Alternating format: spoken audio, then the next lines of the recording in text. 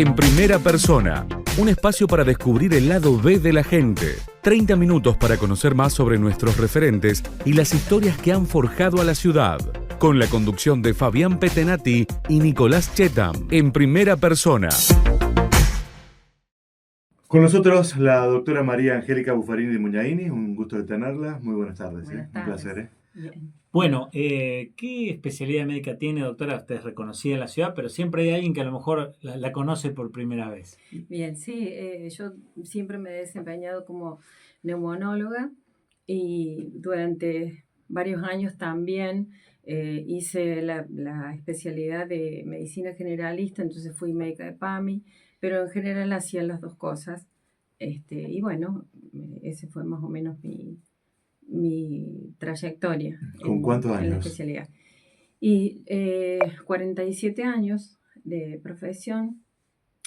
Yo, bueno, siempre comencé mi tarea laboral en lo que fue el Sanatorio Argentino, que bueno, obviamente había sido de la familia, ¿no? de mi suegro, había sido uno de los dueños del Sanatorio Argentino. Cuando yo ingresé, por supuesto, él ya había fallecido, pero bueno, estuve ahí hasta que cerró el sanatorio, que fue en el año 95, y a partir de ahí trabajé siempre en el Policlínico San Lucas. Y otra de mis tareas fue a nivel hospitalario, que yo me inicié en lo que era el viejo Hospital San Antonio de Padua, Claro. y que bueno, en aquellas épocas la metodología para ingresar al hospital no era como ahora. Yo entré como concurrente y estuve, bueno, durante 4 años hasta que después se produjeron vacantes y a través de un concurso interno y algo que, bueno, en esa época era el director el doctor Támaro, quedé con un cargo efectivo. Después, Sí, perdón. Después, bueno, el hospital tuvo toda su trayectoria porque era un hospital en principio monovalente, después ya fue bivalente cuando se trasladó allá el servicio de salud mental y después el cierre para pasar a lo que es hoy. A lo que conocemos en el presente. Claro, pasamos al viejo hospital de Barrio La Feria y luego al nuevo. Por Sí. allí, para recordar un poco esa época, estamos hablando de un hospital que funcionaba para tratar principalmente o exclusivamente la tuberculosis. Sí, tal cual. Bueno, yo cuando ingresé ya habían trasladado el servicio de salud mental, pero la historia un poco es así. Ese hospital se inauguró en 1957, fue una donación de las damas de beneficencia de la Pía Unión de San Antonio de Padua y tenía un legado que era la atención de pacientes pulmonares y concretamente de tuberculosis. Fue la época en la cual la tuberculosis se internaba, o sea que eran 3 pisos y en un determinado momento me contaban los médicos que estaban, el doctor Di Giorgio fue uno de ellos, que fue para mí un maestro en esa patología concretamente, y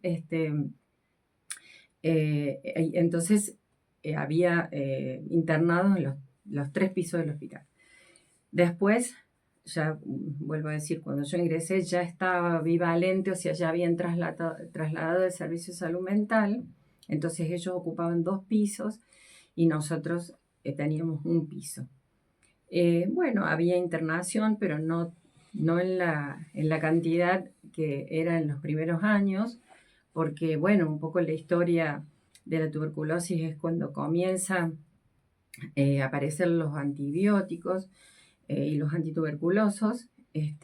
Ya no era necesaria la internación porque los pacientes podían hacer su tratamiento en forma ambulatoria y bueno, y obviamente se recuperaban muy bien. Claro. O sea que pasó a ser una enfermedad con mucha connotación física y social también, a ser una enfermedad tratable y curable, ¿no? Claro. Curable. ¿Y de dónde surgió, digamos, la vocación por esta especialidad dentro de la medicina? Porque, bueno, hay tantas ramas, tantas Sí, especialidades que, sí. bueno, ¿qué es lo que lleva a una médica a optar por esa que eligió? Bueno, no, la verdad es que no te puedo decir que así haya tenido una inclinación especial hacia esto, pero eh, me gustó como especialidad cuando ingresé al Hospital San Antonio de Padua y vi más que todo la problemática social que tenía concretamente esta enfermedad, la tuberculosis. Bueno, mm, no sé, hizo que mi cuestión más social, eh, tener la perspectiva de poder ayudar a las personas no solo desde lo físico, sino también desde lo emocional. Así que, bueno, un poco eso fue.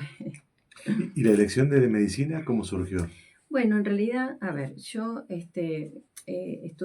nací en Río Cuarto y estudié en Colegio Cristo Rey durante todo mi primario y secundario. Mis padres, en realidad, su tarea era, mi papá era una persona que se dedicaba a compra-venta de hacienda y tenían campo que con su hermano manejaban esas dos cosas. Mi madre, bueno, fue una ama de casa, ella no trabajaba fuera del hogar, pero bueno, éramos cuatro hermanas y mi hermana, cuatro hermanas de las cuales dos y dos nos llevábamos 15 años entre dos y dos. Y mi hermana, la más cercana, tenía un año y 3 meses más que yo y ella había elegido con la profesión de bioquímica, ella se había ido a estudiar a Córdoba. Y bueno, eh, no sé, sentí esta necesidad o no sé, vocación o no sé qué, de seguir con medicina y bueno, me interioricé un poco. Ya en esa época yo estaba de novia con Lalo y bueno, mi suegro era médico y bueno, hablando también un poco con él. Y bueno, eso fue un poco mi orientación. Justo en esos años, a ver, yo terminaba el secundario en el 71, yo estaba de novia con Lalo y él estaba en la comisión pro universidad y bueno, eh, eh, lo acompañaba en algunas actividades, no con mucha presencia porque no soy de ese estilo, pero lo acompañaba y bueno, se logró que la universidad saliera la, Su creación, la digamos. ejecución, claro, la creación. Y termino el secundario y digo, bueno, voy a estudiar ciencias biológicas. Bueno, me inscribí acá, pero no, obviamente, hice la mitad del año y después digo, no, va por otro lado. Es por otro lado. Así que por eso me orienté por estudiar medicina.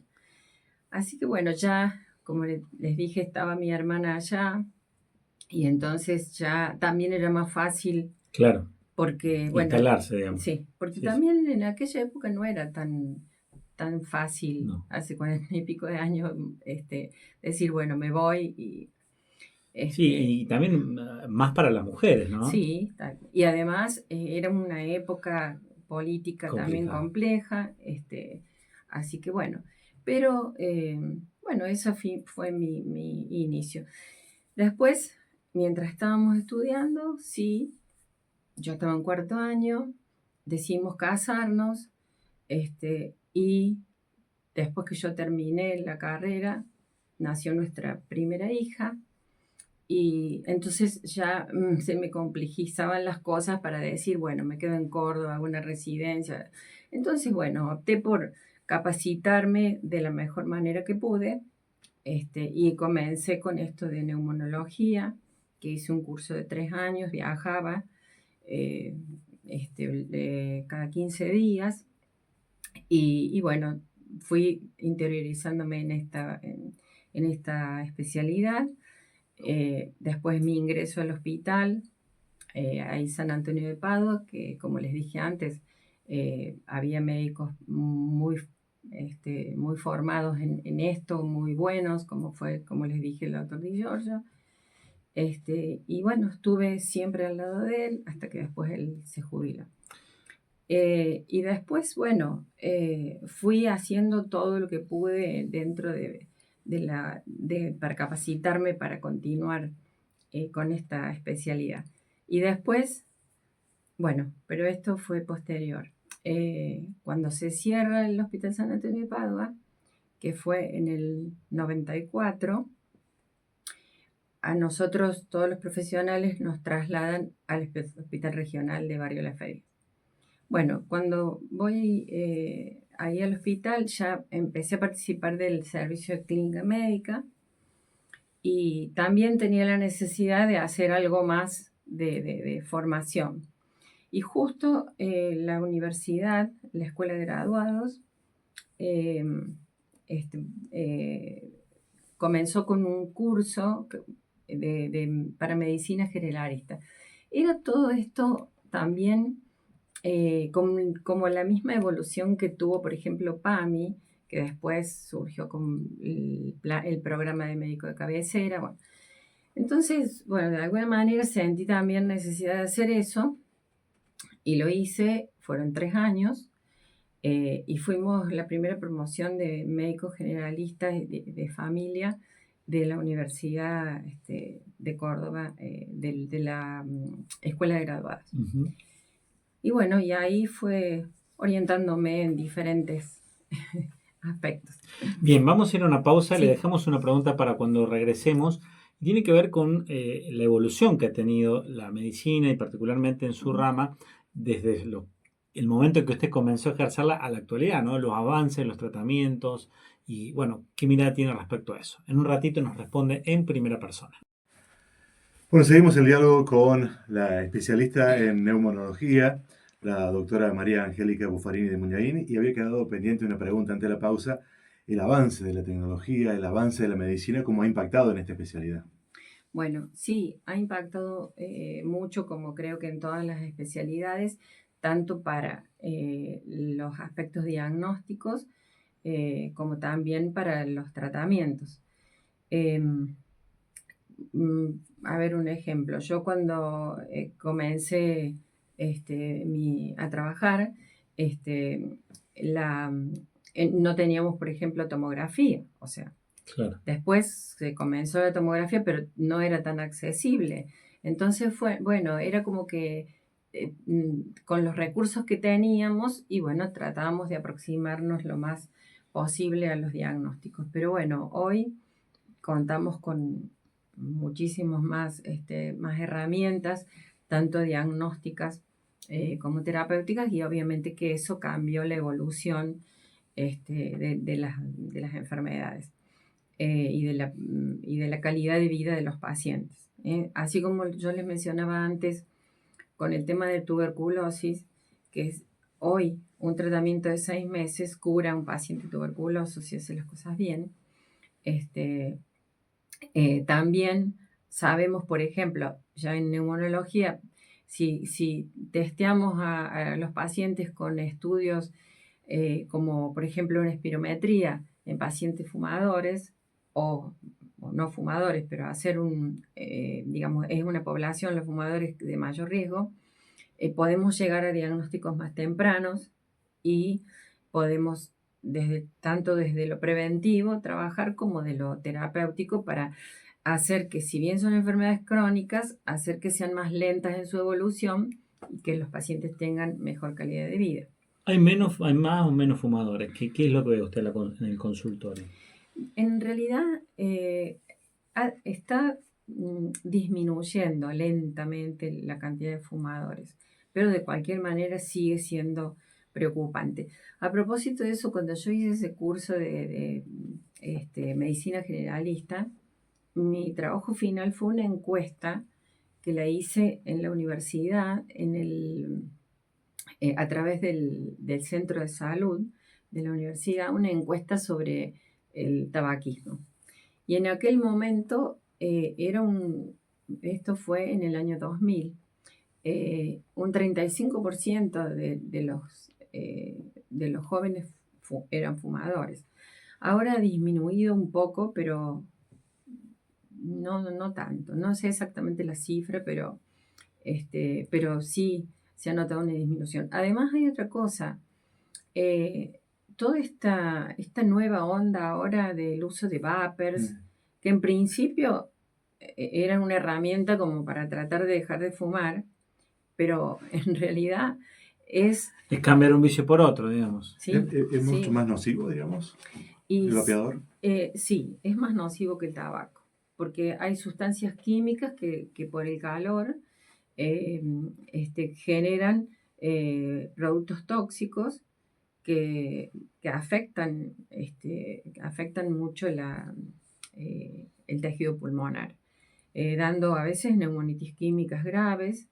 eh, y eso, bueno, es muy grave. Grave es porque mm, vemos que si bien no está autorizado por ANMAT la venta de vapers, pero eso existe y se usa indiscriminadamente. Entonces, bueno, es difícil eh, aconsejar y hacer que el paciente comprenda que tiene tanto riesgo, tal vez más que con el tabaco. ¿Son los más jóvenes, digamos, que utilizan los vapeadores o hay personas Hay adultas más personas grandes? adultas que también, sí, sí, sí. Pero yo eso en realidad lo estoy viendo menos en este momento, pero es un recurso que en principio, como dije antes, eh, fue para intentar dejar de fumar y en realidad no lo es porque justamente es como dijiste, es cambiar una cosa por otra. ¿Todos tenemos que ir alguna vez al neumonólogo o a la neumonóloga o tiene que haber algún episodio concreto que nos lleve a hacer la consulta a ese especialista? Bueno, yo creo que hay muchas cosas de la neumonología que las maneja el médico clínico. Entonces, si uno va al médico clínico y él ve que hay algo que debe ser tratado o monitorizado por el especialista, es la manera de conducir la consulta. No digo que que tengamos todos que hacer una consulta al neumonólogo, pero sí valorizo la acción del médico de cabecera o el médico clínico, porque por ahí hay una tendencia a decir, sí, me vio el clínico y no, pero no. eh, Cuando hay alguna razón por la cual sí lo debemos ver, sí. ¿Mm?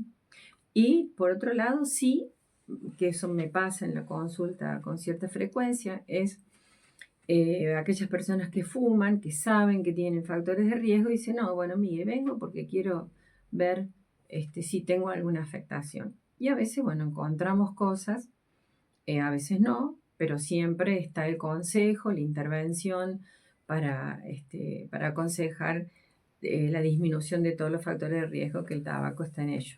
¿Se puede recuperar o cuánto tiempo tarda en recuperarse una persona fumadora del el efecto negativo del cigarrillo, una vez que decide cortar con el cigarrillo? Bien, una persona que ha dejado de fumar eh, en 10 años tiene más o menos los mismos riesgos de tener algunas patologías que la persona que no ha fumado. ¿No? Pero sí a veces, cuando se desarrolla la enfermedad pulmonar obstructiva, bueno, sí, ahí ya estamos frente a una enfermedad y los riesgos a veces persisten. ¿No? ¿La pandemia qué impacto generó? Bueno, la pandemia fue una situación muy crítica para los profesionales de salud en general. Hacíamos cosas que en algún momento después había que volver atrás en cuanto a los tratamientos. No todos tenían el mismo comportamiento. Había personas que la afectaba muchísimo y rápidamente hasta fallecer, otras que le afectaba mucho y que quedaban con secuelas.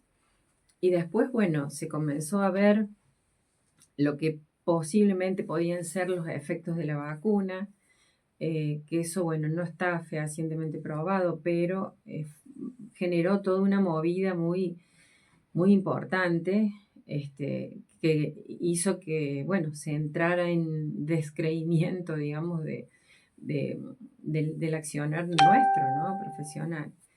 Eh, la verdad que fue una época muy, muy complicada.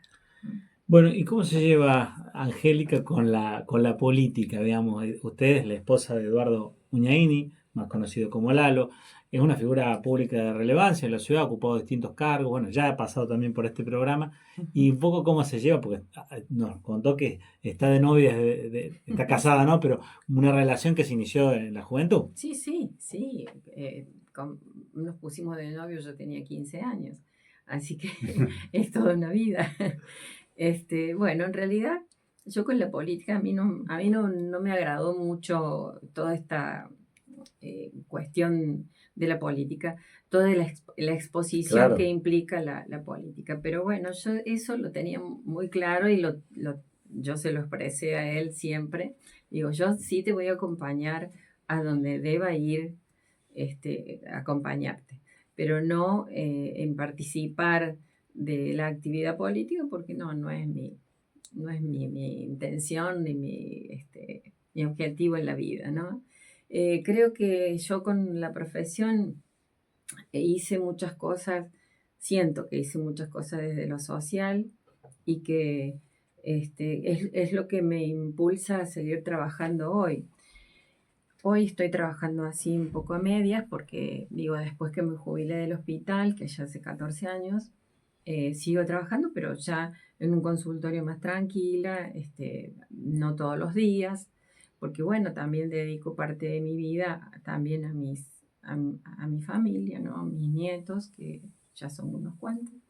Y bueno, pero esa es digamos, mi posición frente a la actividad política. Siempre lo he acompañado a mi marido a todos los lugares donde ha requerido mi presencia, pero yo no participar. Bueno, además de la cuestión política, es una gran participación social e institucional en la ciudad también, digamos. Sí, sí. Desde la Sí, sociedad italiana. él en realidad desde la política, creo que siempre su proyección fue más hacia lo social, a la participación en las instituciones intermedias, porque bueno, siempre creyó que desde ahí podía ayudar más a las personas este, que de otra forma, y bueno, él siempre dice que su momento más importante fue haberse podido desempeñar como defensor del pueblo.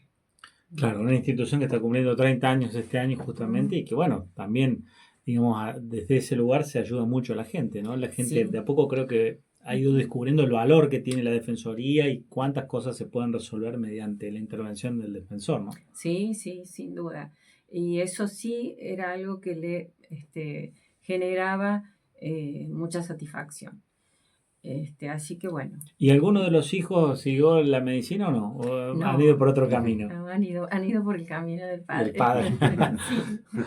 Bueno, nuestra hija más chica, sí, cuando estaba en el secundario. Sí, mamá, voy a estudiar medicina. Bueno, hizo todo, se preparó para los cursillos, todo. Y cuando llegó a Córdoba y comenzó el cursillo y vio toda la proyección que podía tener la carrera y en realidad de qué se trataba, dice, no, mamá, no es para mí, así que bueno, se volvió y es abogado hoy.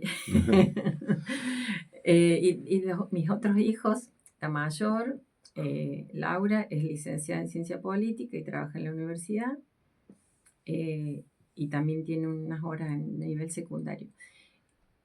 Santiago, que él es comunicador social, pero después hizo un posgrado en recursos humanos y bueno, empezó a trabajar con el padre cuando estuvo en la defensoría y después, bueno, por cuestiones así de concursos bueno, ingresó a la municipalidad, así que le está ahí en el... A lo mejor la revancha viene con los nietos. A lo mejor.